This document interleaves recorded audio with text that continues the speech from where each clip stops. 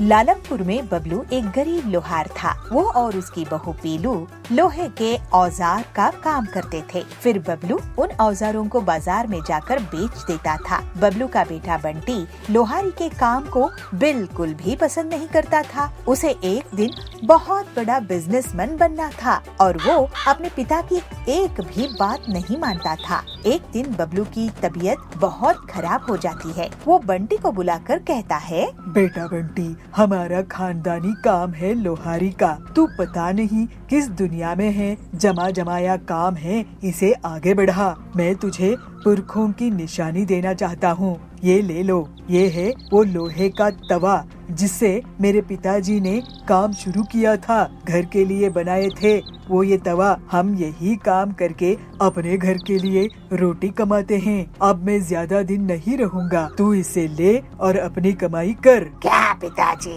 मैं ये लोहे का मजदूरी वाला काम नहीं कर सकता हूँ।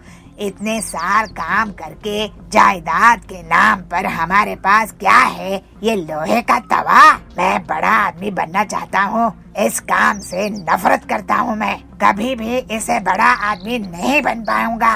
अरे आप अपने पिताजी से ऐसे कैसे बात कर सकते हो? इन्होंने घर का पूरा खर्च इतने सालों तक संभाले हैं। आपको ये काम करने के लिए ही तो कह रहे हैं। क्या गलत बोल रहे हैं? काम नहीं करोगे तो बड़े आदमी कैसे बनोगे? क्या सपनों में बनोगे? अरे अच्छा पिताजी, मुझे माफ कर दो। मैं आपका कहना मानूंगा और मेहनत से काम करूंगा। इस लोहे के तवे की कसम, इससे पैसा कमाऊंगा। इसके बाद कुछ दिनों में बबलू परलोक सिधार जाता है। आप कब से काम शुरू करेंगे जी? कहीं आपका इरादा तो नहीं बदल गया है? मेरा मन नहीं है लोहार का काम करने के लिए। तो फिर क्या आपने पिताजी को झूठा वादा किया था क्या? और घर का खर्च कैसे चलेगा? आप क्या चाहते हैं कि हम भूखे मर जाएं, बेघर हो जाएं? अरे तुम क्या बकवास कर रही हो? हाँ, तो फिर इस तवे का इस्तेमाल करो, काम शुरू करो, अब खाली मत रहो। तुम यही चाहती हो ना कि मैं इस तवे का उपयोग करके पैसे कमाऊं? तो मुझे 2-3 दिन दो, मैं इसका इस्तेमाल करूंगा और पैसे कमाऊंगा, लेकिन मैं लोहार का काम नहीं करूंगा। इसके बाद बंटी 2 दिन तक सोचता रहता है और फिर एक चौक में अपना छोटा सा लोहे की तवे पर आलू चाट की दुकान खोल लेता है और बंटी का काम बहुत अच्छे से चलने लगता है। लोग उसकी आलू चाट की बहुत तारीफ करते हैं। लोहे की तवे में गर्मा गर्म आलू चाट में वो अब अलग अलग फ्लेवर्स भी ले आता है और जल्दी ही उसकी कमाई और बढ़ जाती है। वाह जी, आपने तो बहुत ही कमाल का आइडिया निकाले हो। ऐसा तवा आलू चाट तो पूरे जंगल में नहीं मिलता है। हाँ पीलो, ये तुम्हारे और पिताजी के कारण हुआ है। अब अपना एक बड़ी दुकान खरीदेंगे। वाह जी। और बंटी एक बड़ी सी दुकान ले लेता है। इसके बाद बड़े बड़े सेठ भी उसके यहाँ तवा आलू टिक्की खाने के लिए आते थे। शादी पार्टी इन सब का ऑर्डर भी इन्हें मिलने लगता है और अब तो पीलू भी बंटी का साथ देने लगती है। पीलो, मैं अब समझ गया हूँ मेहनत का सही मतलब। पिताजी ने कितनी मेहनत से मुझे बड़ा किया, मैं उनके काम को कम ही मानता रहा। तुमने मुझे भटकने से बचा ली। अगर तुम नहीं होती तो मैं अपने पुरखों का नाम रोशन नहीं करता। तुम्हारे कारण ही मैं इतनी तरक्की कर पाया हूँ। ये लो सोने का हार। इस तरह से अपने बड़ों का सम्मान करने के कारण और कड़ी मेहनत से वो बहुत बड़ा कारोबारी बन जाता है। फिर पीलू और बंटी खुशी खुशी रहने लगे। यह चूहे की बात सुनकर उस भिखारी को सदमा लगा और उसका दिल टूट गया। हाँ, मेरी ऐसी किस्मत क्यों है? मुझे नहीं पता, तुम जाकर आचार्य से पूछो, शायद आचार्य आपका सहायता कर सके। यह बात सुनकर एक गांव में एक भिखारी रहता था और वो घर घर जाके भीख मांग के खाना इकट्ठा करता था।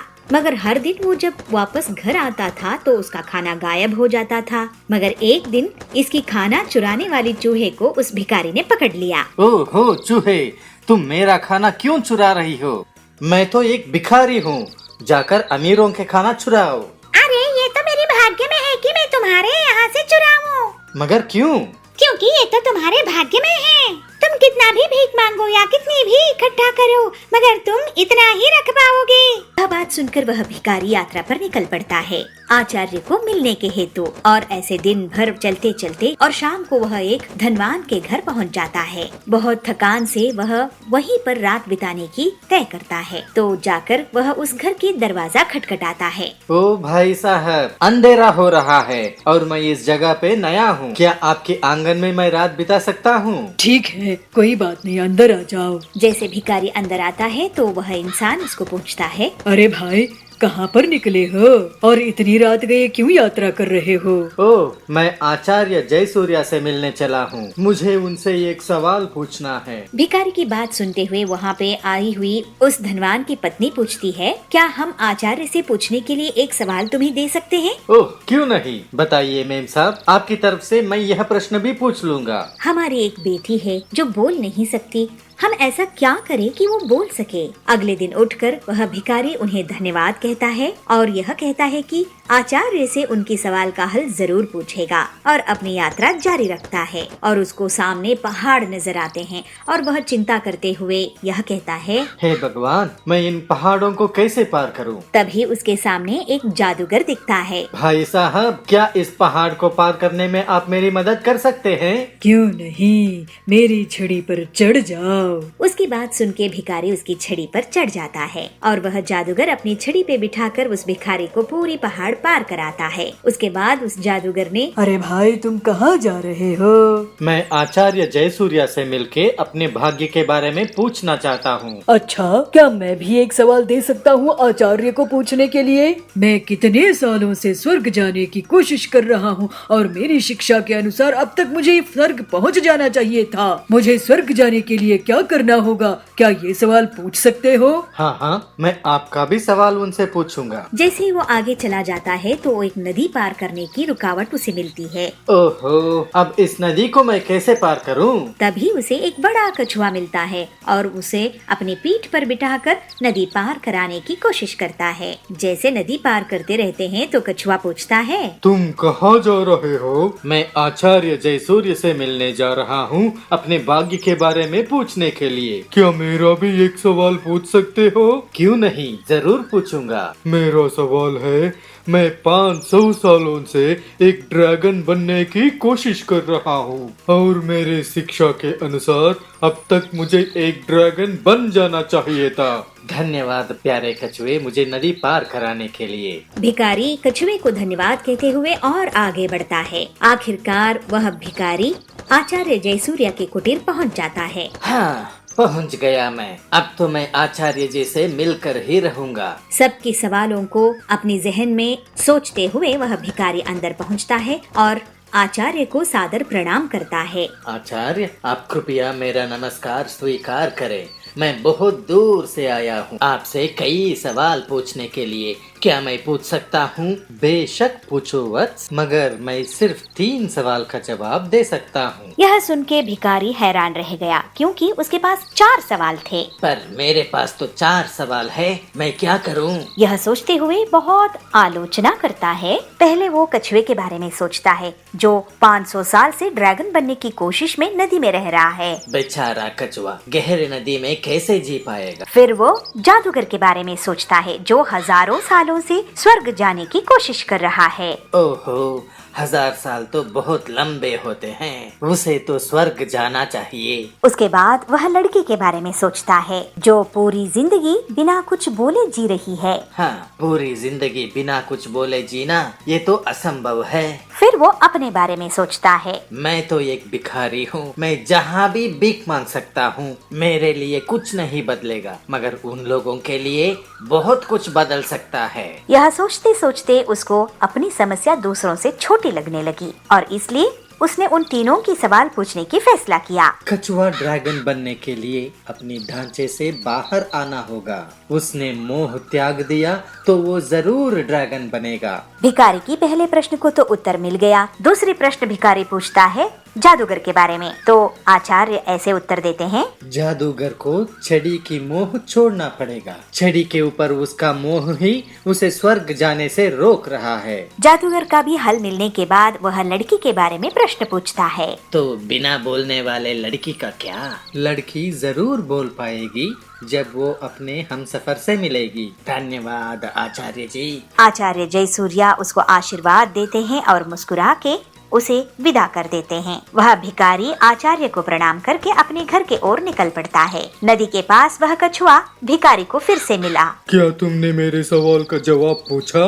हाँ, बस तुम अपने ढांचा निकाल दो और ड्रैगन बन जाओगे। कछुआ अपने ढांचा निकाल देता है। उस ढांचे के अंदर बहुत सारे कीमती मोतियां थी और ड्रैगन कहता है, इन्हें तुम रख लो, मेरी तरफ से तुम्हें धन्यवाद। भिखारी को सारी मोती देते हुए कछुआ ड्रैगन बन के उड़ जाता है। जैसे ही पहाड़ तक पहुंचता है भिखारी, तो वो जादूगर फिर से उसे मिलता है। अरे जादूगर, आप अपने छड़ी नीचे रख दो, स्वर्ग के दरवाजे आपके लिए खुले हैं। सच में? ऐसे जादूगर छड़ी भिखारी को दे देता है और स्वर्ग की तरफ चल पड़ता है। अब भिखारी के पास कछुए के दिए हुए मोतियां हैं और जादूगर की छड़ी। वह भिखारी वापस उस परिवार के पास पहुंचता है जिसने रात को सहारा दिया था। वह परिवार भिखारी को देखकर खुश हुए और अपनी सवाल की जवाब सुनने के लिए कातुर थे। आचार्य जी ने कहा है कि जब आपकी बेटी अपने हमसफर से मिलेगी तब बोल पाएगी। तभी उस परिवार की बेटी नीचे आई और बोली, क्या ये वही आदमी है जो पिछले हफ्ते भी यहाँ आया था?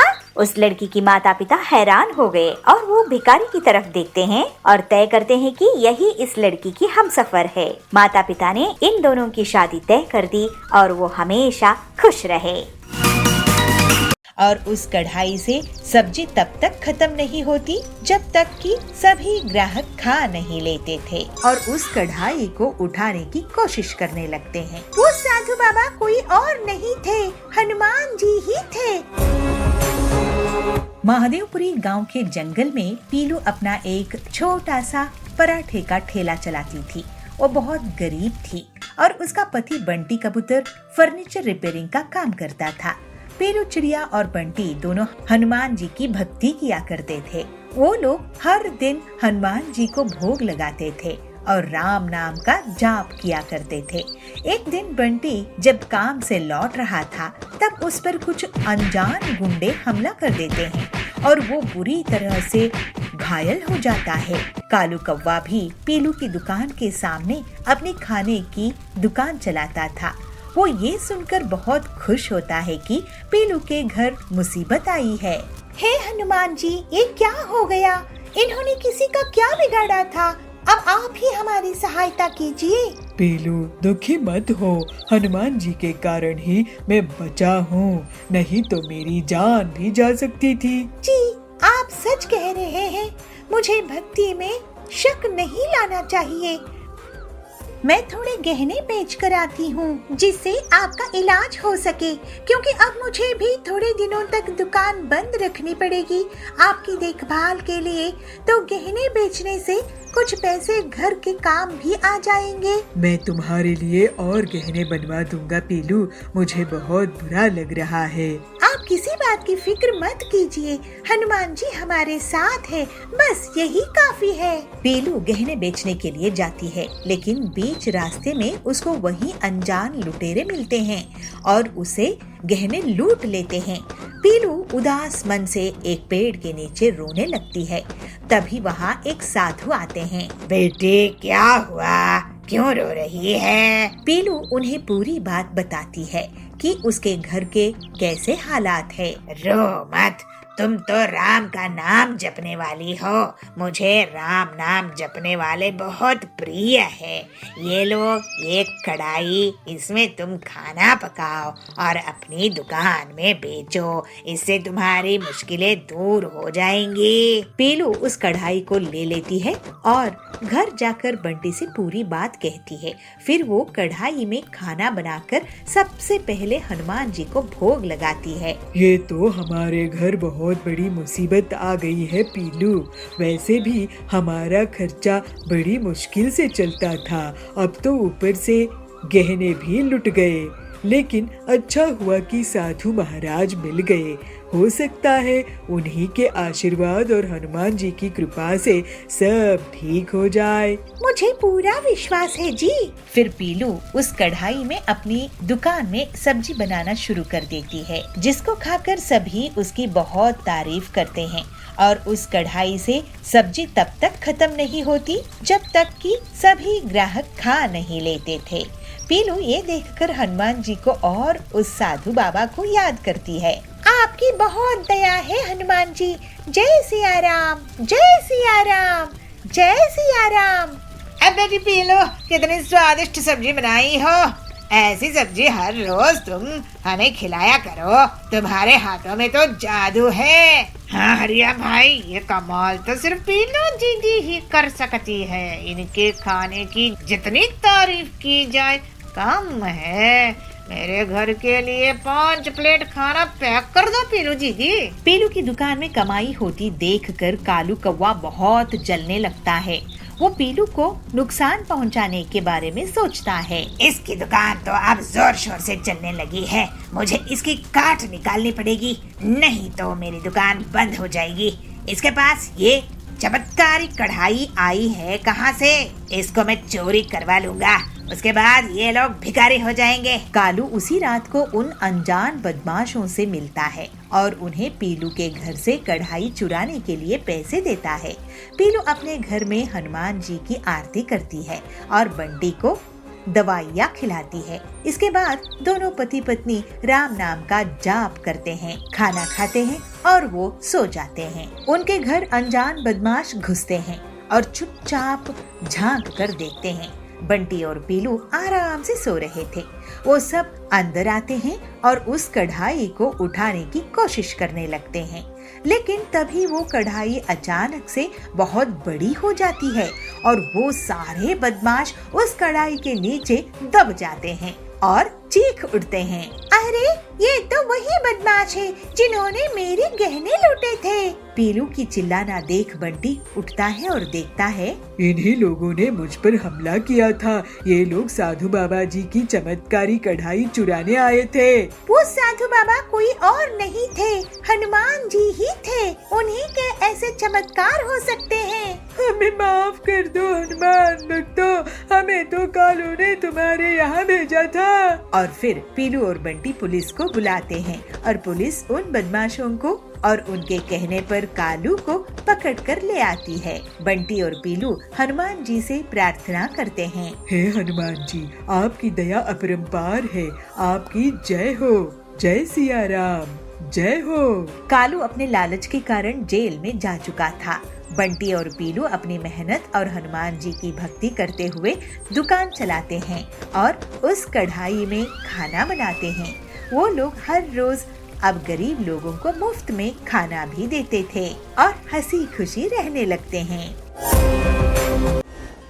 एक जंगल में पीलू चिड़िया अपने पति बबलू के साथ रहा करती थी। पीलू वड़ा पाव बेचकर अपना घर का खर्च चलाया करती थी। जंगल के पक्षी पीलू चिड़िया के ठेले से वड़ा पाव खरीदकर मजे से खाते थे। पीलू के वड़ा पाव की बिक्री देखकर कालू कौवा उससे बहुत जलता था और एक दिन कालू कौवे ने भी अपना ठेला पीलू के ठेले के सामने लगा दिया। कालू आवाज लगाकर वड़ा पाव बेचना शुरू कर देता है। आओ आओ वड़ा पाव खाओ, गर्मा गर्म पंजाबी वड़ा पाव खाओ। अरे हरिया काका इधर आओ, वहाँ कहाँ जा रहे हो वड़ा पाव खाने? अरे मेरा वड़ा पाव खाओगे तो सब खाना भूल जाओगे। इस तरह से कालू के आवाज देने पर हरिया काका उसके पास जाते हैं। अरे कालू, तूने भी वड़ा पाव की दुकान लगा ली, देखूं तो सही तेरे वड़ा पाव में कितना दम है, जरा एक प्लेट दे, अगर अच्छे नहीं हुए तो मैं तुझे पैसे नहीं दूंगा। अरे हरिया काका, एक बार खा के तो देखो, डबल लोगे। फिर हरी काका कालू के वड़ा पाव खाता है और उसकी बहुत तारीफ करता है। अरे वाह कालू, तूने तो बहुत ही कमाल के वड़ा पाव बनाए हैं, अब से मैं तेरी ही दुकान में आऊंगा। इसके बाद से तो कालू की दुकान निकल ही पड़ी। जो भी पक्षी उसके वड़ा पाव खाता उसकी बहुत तारीफ करता। कालू की दुकान चलने से पीलू को अपने वड़ा पाव बेचने में परेशानी आने लगी। इस तरह कई दिन निकल जाते हैं। पीलू को बहुत नुकसान होता है क्योंकि अब उसके ठेले में कोई भी पक्षी नहीं जाता था। पीलू सोचती है मैं ऐसा क्या करूं जिससे मेरे ठेले में फिर से भीड़ लगनी शुरू हो जाए, फिर से लोग मेरे वड़ा पाव खाने लग जाएं। मुझे कुछ न कुछ करना ही होगा, नहीं तो मेरी दुकान ही बंद हो जाएगी। ऐसा सोचकर पीलू कालू कौवे के पास जाती है और कालू से कहती है, कालू भैया आप वड़ा पाव में ऐसा क्या मिलाते हो जिससे सभी आपके यहाँ वड़ा पाव खाने आने लगे हैं? आप भी अगर मुझे सीक्रेट बता दो तो मैं कहीं दूर जाकर वड़ा पाव का ठेला लगा लूंगी, जिससे मेरी भी आमदनी फिर से शुरू हो सके। ऐसा सुनकर कालू उस पर गुस्सा करता है। अरे मुझे पागल समझ के रखी हो क्या पीलू चिड़िया? मैं तुम्हें सीक्रेट क्यों बताऊं? मैं अपना क्या नुकसान कर लूं? अभी चलो भागो यहाँ से। इस तरह से पीलू दुखी होकर वापस अपने ठेले पर आती है और सोचती है लगता है अब तो मुझे अपना ठेला बंद करना ही होगा। फिर पीलू शाम में अपनी दुकान बंद करके घर की ओर लौट रही थी। तभी पीलू की नजर कालू पर पड़ती है और पीलू कालू का पीछा करने लगती है। वो देखती है कि कालू दूसरे पक्षियों के घोंसले से उनके अंडे चुरा रहा है। पीलू सोचती है अरे ये कालू क्या कर रहा है, पक्षियों के अंडे क्यों चुरा रहा है। फिर पीलू कालू का पीछा करते हुए उसके घर तक पहुँच जाती है और देखती है कालू अंडों को ले जाकर वड़ा पाव के मसाले में फोड़कर मिला देता था। पीलू ये देखकर चौंक जाती है। वो सोचती है ओ ये राज है कालू के वड़ा पाव के स्वादिष्ट होने का, ये तो बहुत गलत बात है। फिर पीलू तुरंत उड़कर पक्षियों के पास जाती है और उन्हें पूरा सच सच बता देती है। चिड़िया पीलू से कहती है, पीलू बहन कल ही मेरे दोनों अंडे चोरी हो गए थे, मुझे लगा कि दुष्ट चीलू ने उन्हें चुरा कर ले गया है। दूसरी चिड़िया कहती है, हाँ बहन परसों मेरे भी अंडे मेरे घोंसले से गायब हो गए थे, मुझे लगा कि कोई नाग सांप लेके चला गया है। हरिया काका कहते हैं, चलो चलकर हम उस बदमाश कालू को पकड़ते हैं और उसकी अच्छे से पिटाई करते हैं, वो हमारे अंडे हमें ही खिला रहा है। फिर सभी पक्षी कालू के घर पर धावा बोल देते हैं, क्यों रे कालू तू कितना बदमाश है, तू हमारे अंडे चुराकर हमें ही वड़ा पाव में मिलाकर खिला रहा था, अरे तुझे शर्म है कि नहीं? हाँ कालू भैया तुमको शर्म है कि नहीं? ये क्या तरीका है, तुम हमारे बच्चों को मार रहे हो, उन्हें पैदा ही होने नहीं दे रहे हो और उन्हें हमें ही खिला रहे हो, तुम इस जंगल में रहने के लायक नहीं हो। इतना कहकर पक्षी कालू की बुरी कदर पिटाई कर देते हैं। पिटाई खाकर कालू जंगल छोड़कर भाग जाता है। कालू के भाग जाने के बाद से सभी पक्षियों के अंडे फिर से सुरक्षित हो जाते हैं और पीलू की वड़ा पाव की दुकान एक बार फिर से चल पड़ती है। अब पीलू अपनी मेहनत से अच्छा खासा पैसा कमाने लगती है। इस तरह सभी पक्षी अब खुशी खुशी रहने लगते हैं।